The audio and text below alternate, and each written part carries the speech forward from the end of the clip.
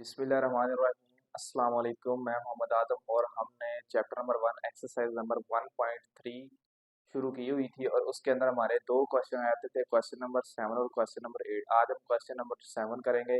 इंतहाई important short question है और आपने इसे अच्छे तरीके से समझ लेना है और बिल्कुल आसान है। तो सबसे पहले हमारे पास ये क्वेश्चन है, ए और बी की हमें कीमतें फाइंड आउट करनी है। अब देखें, ये जो हमारे पास वैल्यूज के एज इट इज निकाल देंगे, ये दो बाहर है, ये थ्री बाहर है, इनको आपस में मल्टीप्लाई अंदर करवा देंगे कालमों के अंदर। तो सॉल्व करते हैं। टू टू से मल्टीप्लाई करवाएंगे, हमारे पास 4 आ जाएगा। 2 4 8, 2 3 - 6 और 2a। उसके बाद प्लस 3 3b 24, 8 3 24 और 4 3 12 -12। तो ये हमारे पास क्वेश्चन आ जाएगा। अब इन दोनों को ऐड कर लेते हैं। ये एज इट इज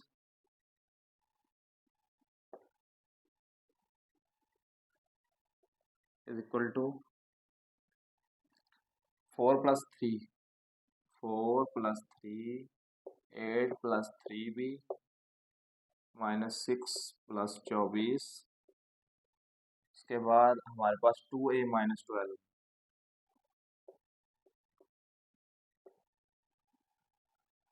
अब इसको मज़ीद करते हैं। ये एज इट इज 7 10 18 1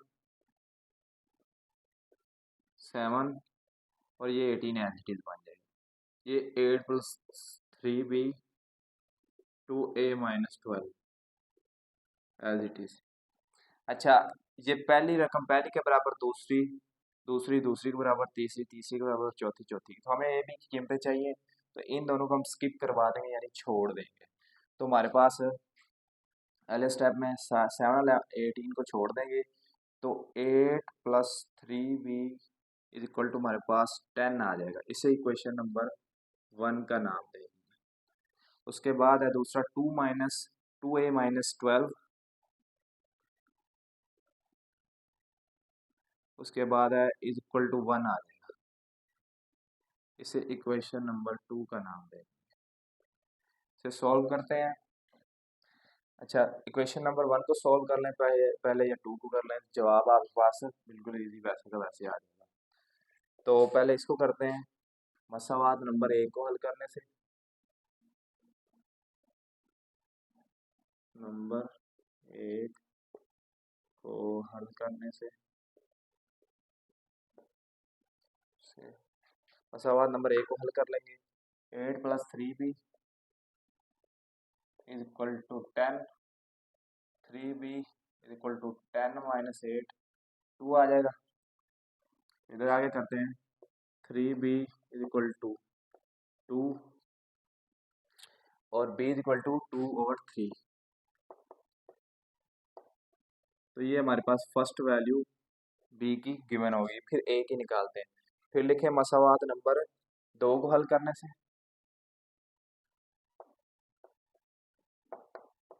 2 को हल करने से 2 को हल करते हैं। हमारे पास 2a - 12 = 1, 2a - 12 = 1, 2a = 12 माइनस क्या उधर जाएगा प्लस का, तो 1 + 12, तो 2a = 13, a = 13/2।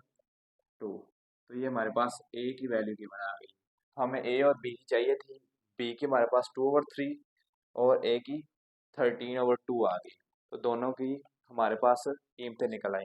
तो उम्मीद करते हैं ये आपको क्वेश्चन समझ आया होगा। जी स्टूडेंट्स, ये हमारे पास क्वेश्चन नंबर 8 है, हमें ये फाइंड आउट करना है।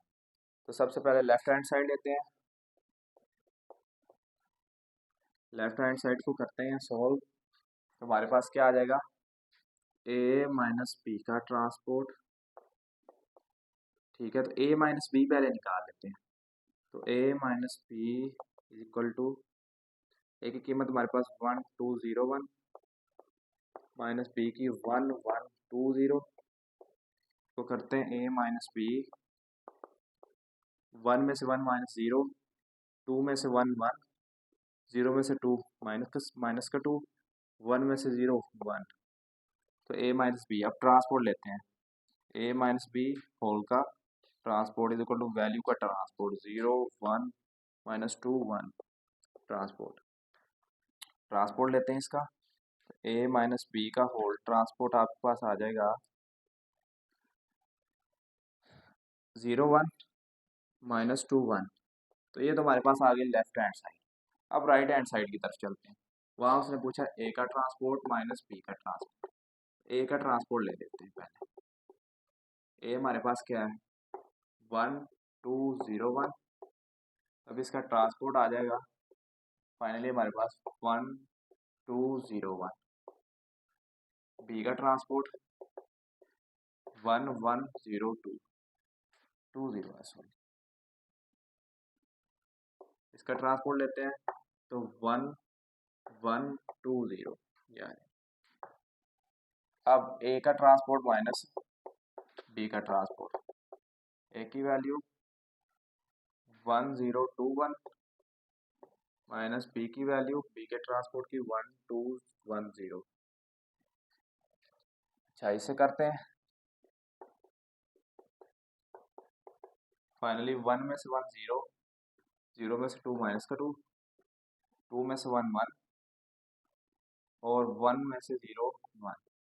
तो ये हमारे पास 0 तो हमारे पास left hand side right hand side के बराबर। तो आप ये लिख सकते हैं नीचे लास्ट में या ये भी लिख सकते हैं left hand side is equal to right hand side. तो इससे अगला क्वेश्चन सॉल्व करते हैं। तो जी स्टूडेंट पहला क्वेश्चन भी सेम ही था। अब इसके बाद तीसरा करते हैं। वो कहता है ए प्लस ए का ट्रांसपोर्ट आपने बताना सिमेट्रिकल है या नहीं है। पहले ही तो ए प्लस ए का ट्रांसपोर्ट निकालेंगे फिर बताएंगे सिमेट्रिकल है या नहीं। सिमेट्रिक कॉलम क्या होता है इसके बारे में जानते हैं। ऐसा कॉलम जिसमें ए का ट्रांसपोर्ट ए के बराबर आए। ए का ट्रांसपोर्ट ए के बराबर आए सिमेट्रिक कॉलम कहलाता है। अभी इसे सोल्व करके देखते हैं। ए प्लस ए का पहले ए का ट्रांसपोर्ट ले लेते हैं। अब पास ए क्या है 1 2 0 1। तो इसका ट्रांसपोर्ट तो ये ट्रांसपोर्ट हमारे पास क्या आ जाएगा 1 2 0 1। अब ए प्लस ए का ट्रांसपोर्ट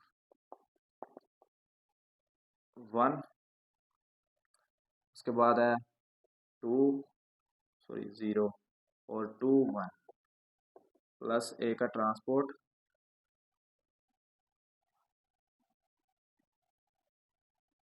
1 2 0 1 और ए का ट्रांसपोर्ट की कीमत 1 0 2 1। तो ये हमारे पास वैल्यूज आ गई ए प्लस ए का ट्रांसपोर्ट